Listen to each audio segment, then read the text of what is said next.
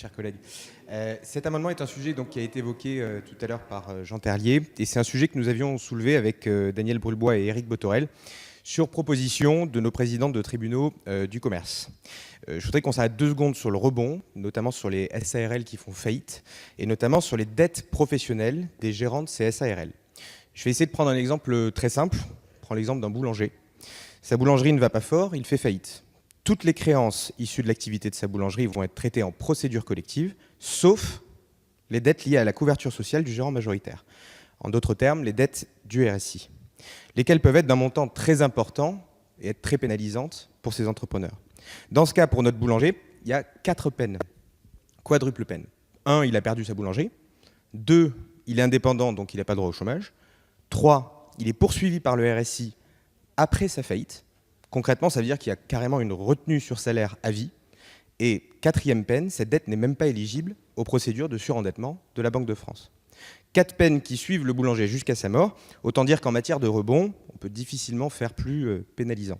D'autant plus que si notre boulanger avait choisi une autre structure au départ, par exemple l'ASA, il n'aurait pas du tout été concerné.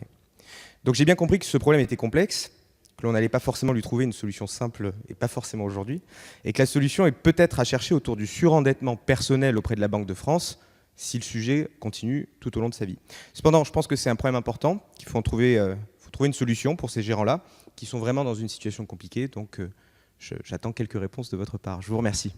Je vous remercie. Quel est l'avis de la commission, s'il vous plaît? Merci, monsieur le ministre, et merci au député Kasbarian d'avoir à la fois fait la thèse et l'antithèse. Vous avez raison, je pense que le sujet du surendettement, ou l'angle de surendettement, est sans doute la bonne manière de traiter ce sujet, mais tel que formulé ici, un peu comme l'amendement précédent de monsieur Mazard et de ses collègues, ça remet en question la distinction entre la dette professionnelle et la dette personnelle et risque de poser plus de problèmes que ça ne résout de solutions.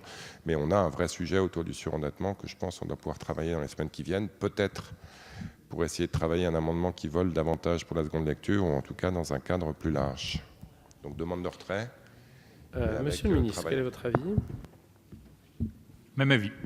Même avis. Alors, monsieur Kasbarian. Merci beaucoup pour ces réponses et je voudrais saluer votre intérêt pour le sujet et votre intérêt pour ces gérants de SARL. J'ai bien noté qu'on essaierait de trouver une solution de ce côté-là, côté surendettement personnel. Et je suis sûr que vous êtes convaincu comme moi que c'est un sujet important et qui peut être très pénalisant pour le rebond de nos entrepreneurs. Donc je le retire, je vous remercie. Vous le retirez.